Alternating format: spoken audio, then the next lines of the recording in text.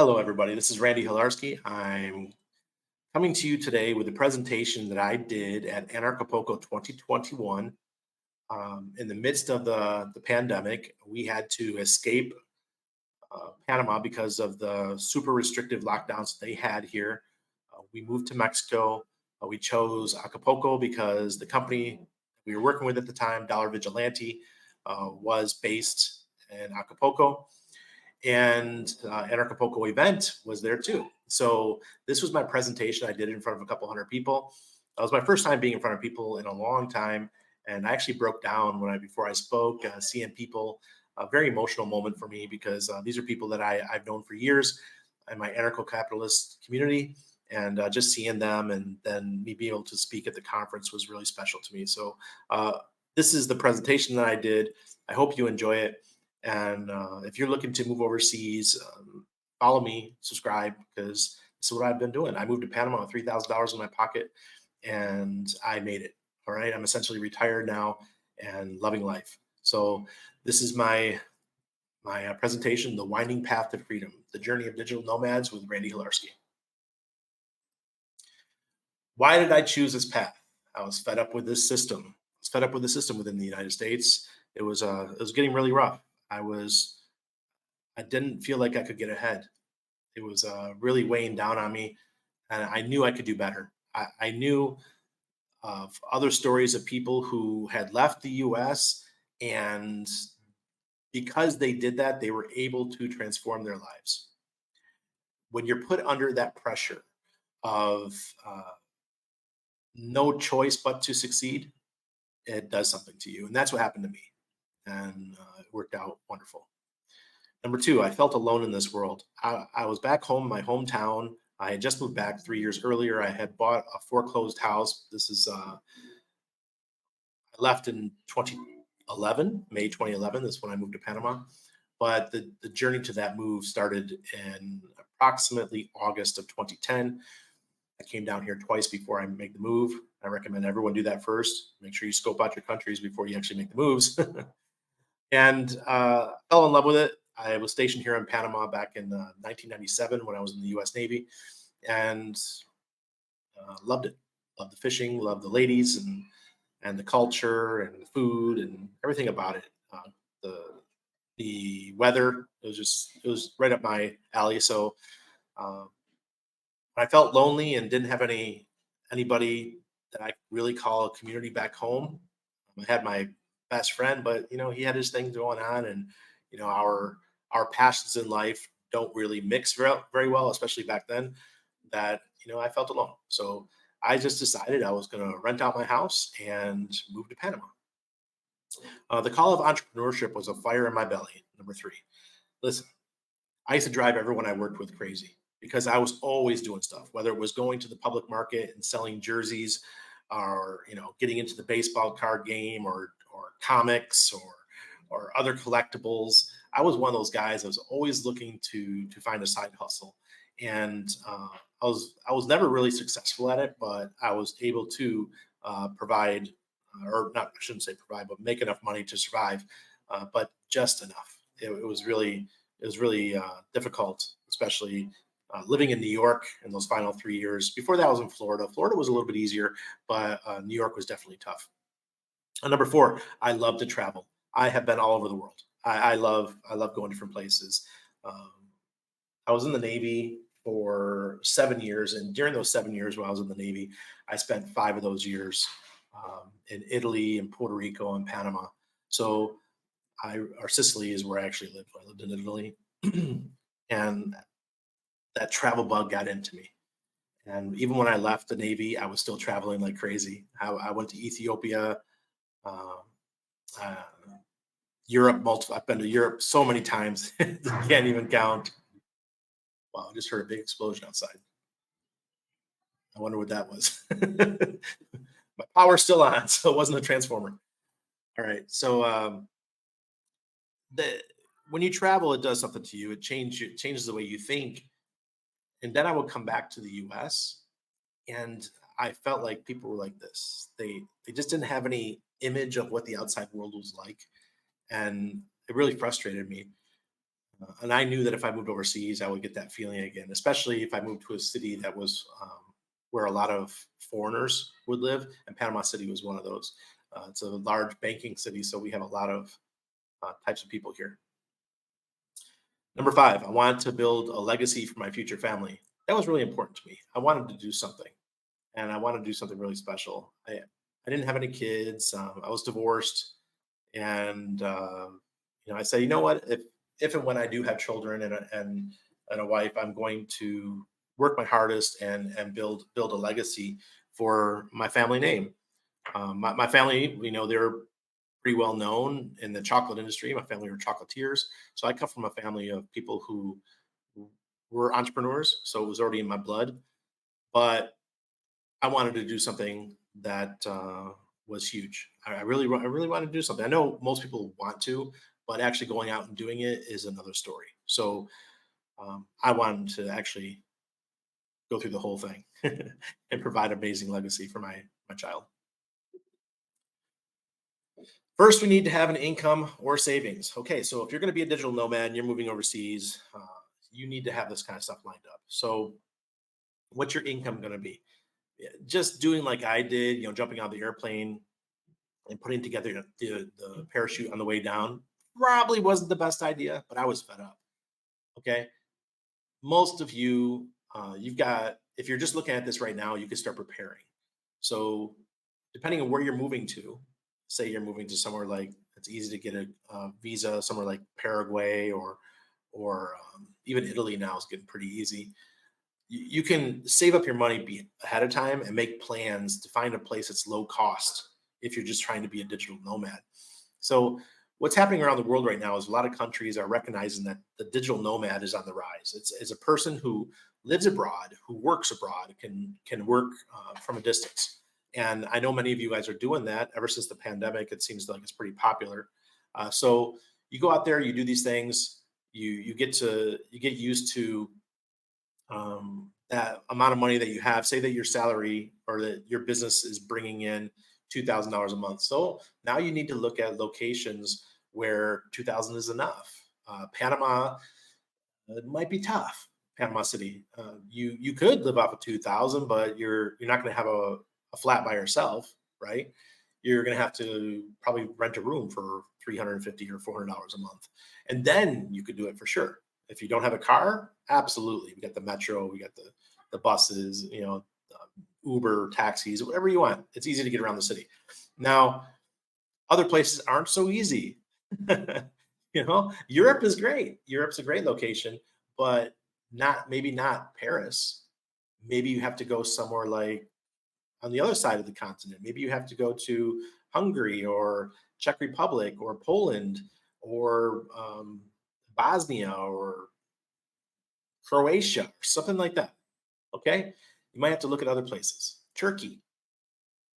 They all have different ways that offer you a chance to live there. And some of those places have digital nomad visas.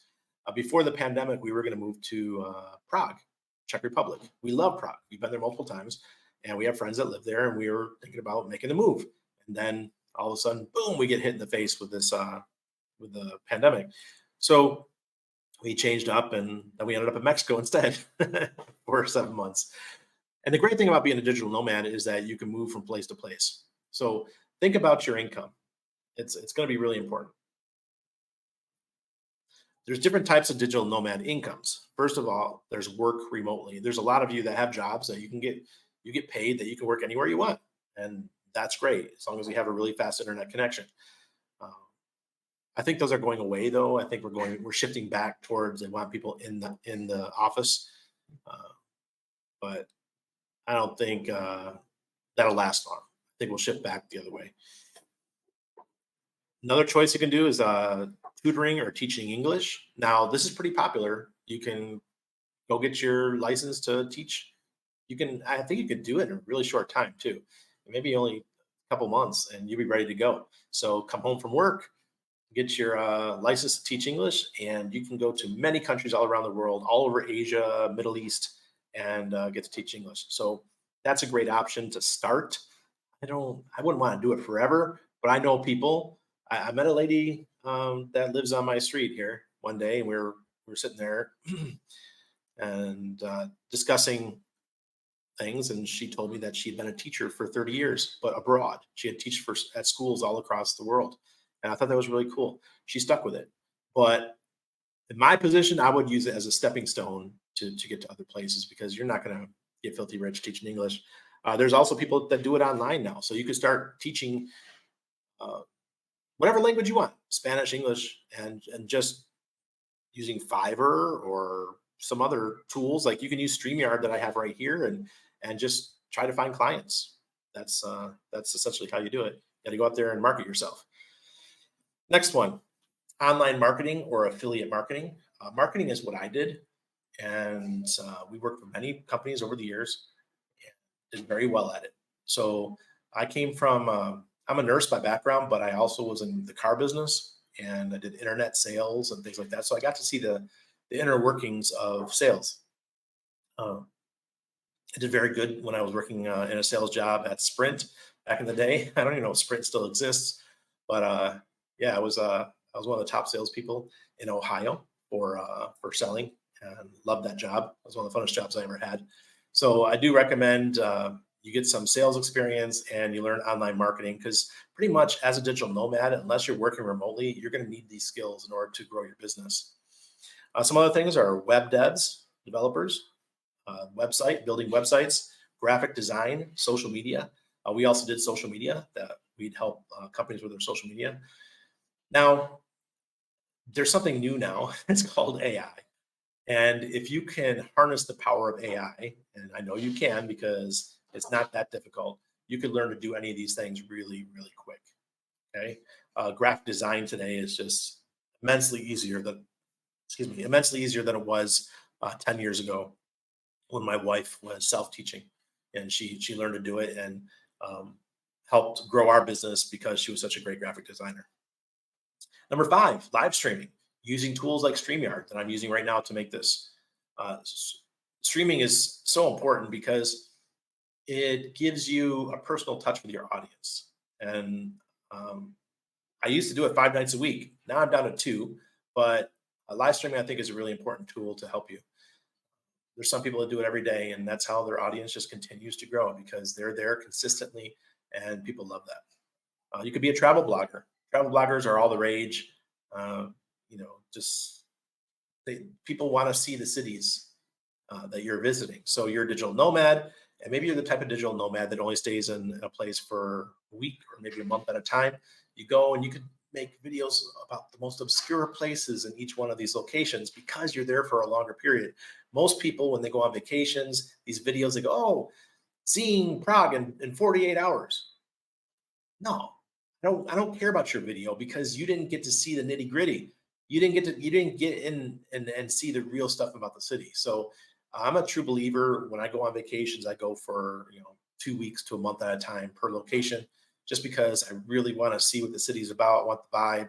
I want to see the smiles on the people's face. I want to see how people are early in the morning. When they wake up, go get their coffee and their baguette or whatever it is in the morning. That that's my thing. I want to be there for a longer period. And when I watch people's videos, the best videos that I found are the people who stay in a location for a longer period. So it's cool. Another one is fashion bloggers. They tend to do very well, especially with the rise of TikTok. I think TikTok is an amazing tool for those of you guys who want to express yourselves and use short content to build your brand. Another one is health and wellness, yoga, personal trainers. These type of folks, obviously, you're going to need all the skills above: the online marketing, websites, the graphic design, social media to help build these. But if you can spend 6 months and learn how to do all these things, you could be very successful online and build a great digital nomad income. Next slide. The tools of freedom. What are you going to need to build your chance of having a successful digital nomad journey? Here we go. What is needed? You need a computer with a good GPU for processing power. You need a camera built for vloggers like DJI Pocket 2 or the GoPro. Now, I like the DJI Pocket 2. I should have had it here so I could show it to you. It's pretty cool. The camera swings around back and forth, and you could use your phone. I can't see it because of the background. There we go. I have a Samsung S23. Ultra. This thing's amazing. The camera is just fabulous. So I do recommend this phone. My wife has the Apple Pro Max or whatever it is, the 13 Pro Max. I'm not an Apple fan for phones, so I still use Android. But it's what you want to do. Okay. I like when I'm making my videos, when I'm doing outside and I'm walking and I'm recording at the beach or something, I like to use my DJI Pocket 2. It's it can't be beat. It's just fabulous. All right. Image editing tools like Canva and PicMonkey. Um, I do recommend getting the paid version of Canva. Canva now has AI built into it, so that's really gone like this, and you can make your cover images for YouTube on there. The only thing I use PicMonkey for now is I have a in the hub. I have a couple images that I just reused continually and just change the words and things. So that's what I use PicMonkey for. But Canva is our go-to for business and for doing social media images, things like that. It's pretty cool. And you can also use Canva for making your TikToks. You didn't know that. All right, next, video editing software. You're going to need something. I've got a Apple computer, so I have iMovie built in. I just use iMovie. It's simple. It's a simple editing tool. And for recording on the computer, I use ScreenFlow. ScreenFlow works really good. So that way, say for example, I wanted to make TikToks directly on my computer without even leaving, without even recording anywhere else. I can actually make it so that it's the size that would fit TikTok. It's fabulous for ScreenFlow. And if you want to be able to cut down your YouTube videos, say that you do a live stream like I do, and you want to get like 3 or 4 pieces of short form content that you can post on uh, other places like TikTok or Instagram. There's a new tool it's an AI tool called Video, VIDYO.ai, and that's what I use. So I didn't put it up here, but check it out, Video, VIDYO.ai. Live streaming software, StreamYard. I've been using StreamYard for 2 years. Love it, love it, love it. You can record here like I'm doing. This is not a live stream, but I'm doing this on StreamYard. You can also do courses from StreamYard. You can have up to 250 participants in your StreamYard if you have the basic program like I do. So you can actually be teaching and having people in there with comments and things. And it doesn't have to be public on YouTube. It can be totally private within StreamYard. And then you download it afterwards and you can put it on YouTube if you like. So Google Meet, you could do Google Meet for meetings. You could use StreamYard or Jitsi, Jitsi. Now, if you're recording, I've learned my lesson with my Patreon group that Jitsi is not very good for recording because it doesn't offer you that opportunity. So I had to use ScreenFlow, and for some reason, the sound wouldn't come through very well. So I do not recommend Jitsi for anything that you record. Jitsi is great for meetings, and so is Google Meet. Social media channels for marketing. Now, social media channels are super important. It's pretty hard for me. I lost my main Twitter handle. I got banned. I got banned from Facebook. I got banned from Pinterest.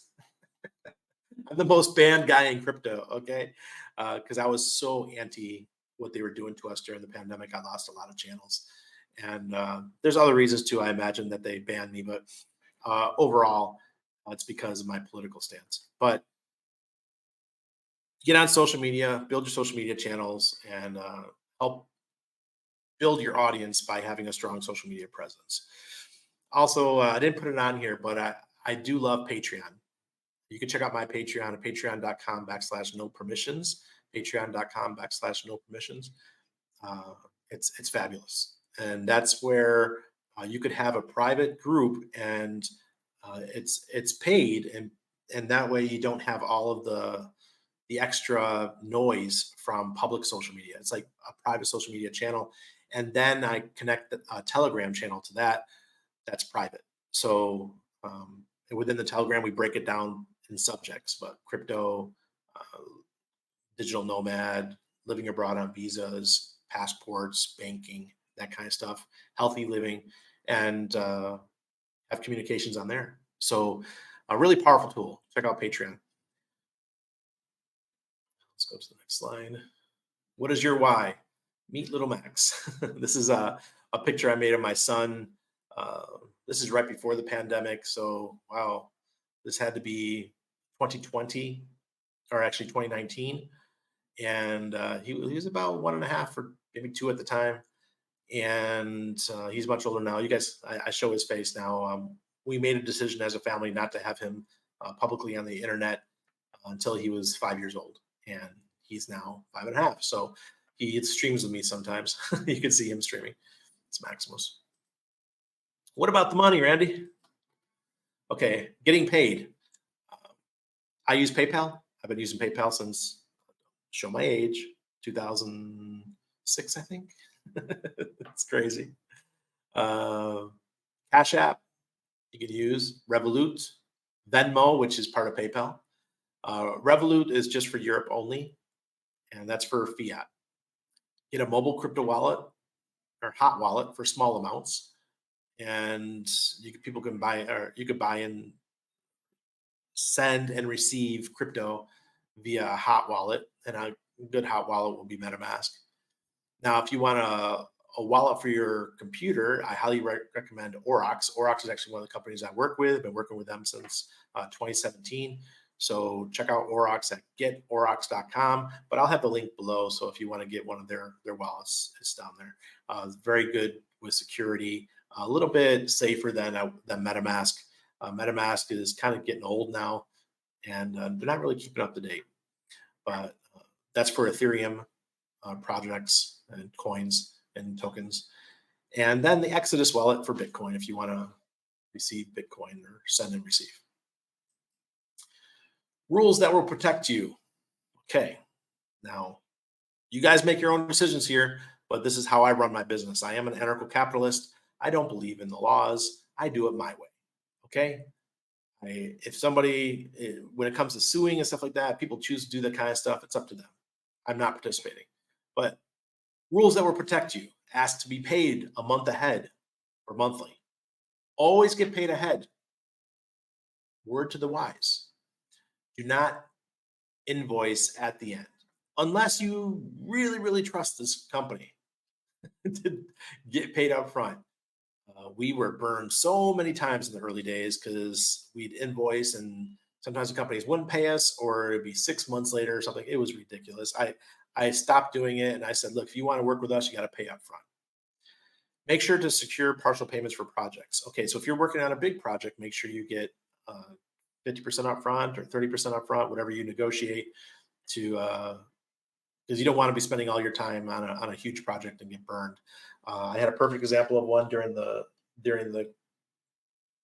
bull run in 2017. There was a project we were working on, and they said to me, "Okay, Randy, we're going to pay you all in these tokens, and you have to wait 1 year to get them, but we're going to pay you a very large amount of tokens." And I'm like, I don't feel comfortable about this, but okay. So we ended up working on this project for about 6 to 8 weeks. And the project launched. They ended up raising like 20, 22, $23 million. And I had to wait a year to get my tokens. By the time I got my tokens, the value was about 1/100th of what it was at launch. So yeah, we totally got ramrodded on that one. So that's why you get at least partial payment. We choose to work without contracts. Now, this is up to you. But as an anarcho capitalist, I don't believe in these things. I don't like using contracts. It's word of mouth, handshake. That's good enough for me, especially as a digital nomad. It makes it more difficult. It's better to just work on a handshake, in my opinion. We are not fans of NDAs, but they can be useful. What is an NDA? Non-disclosure agreement. Some people prefer to use NDAs because they don't want us going out and talking about projects. That's fine. There's some that use it, but I found that most common that they'll do it on a handshake, especially if you have a good reputation already, like myself. I built up a great reputation. People come to me. I don't go to them generally now. And you'll get to that point too. Always deliver. Your reputation precedes you, and word travels fast. So if you're not delivering like you said you were going to deliver, word will get around fast, right? Here's some of the companies that we worked with: Dollar Vigilante, Aurochs. Like I said, we're still working with Aurochs. We've been working with them since 2017. Epic Cash was a privacy coin. that we launched in 2019. And Steam It, we are on the steamit.com team for almost 2 years. Love those guys. We had a great time. Uh, Probably the best experience we've ever had in crypto as far as working on a project and being on a team. No Permissions, obviously, is our company. Library, LBRY, is a YouTube competitor, decentralized. You can find me over there at Randy Hilarski. Great place to be. I recommend you connect your YouTube to your library account in case you ever get banned on YouTube. You still have all your content still on library. Flashcoin down the bottom left. Flashcoin was a company that we worked with for about 2 years. The project, it had its peak at the end of 2017 and just fizzled away after that. BitGreen, yeah, we worked with them for about a year, but wasn't the best experience. The same guy that worked with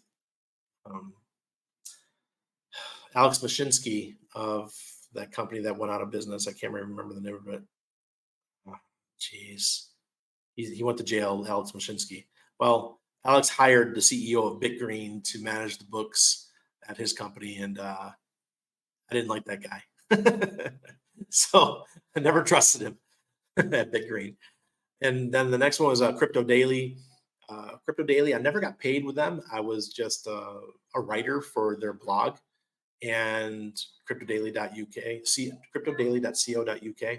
And I loved writing there, but they didn't like the fact that I was a Hex fan and I was writing articles about Hex. So they ended up booting me. Even though my articles were getting thousands upon thousands of views, they didn't care. The powers that be, the people above them, didn't like that I was writing about Hex. So, yeah, those are some of the companies. This is Annabelle and I. Connect with us. Randy Hilarski 1 on YouTube, at Pulse Mafia on X.com.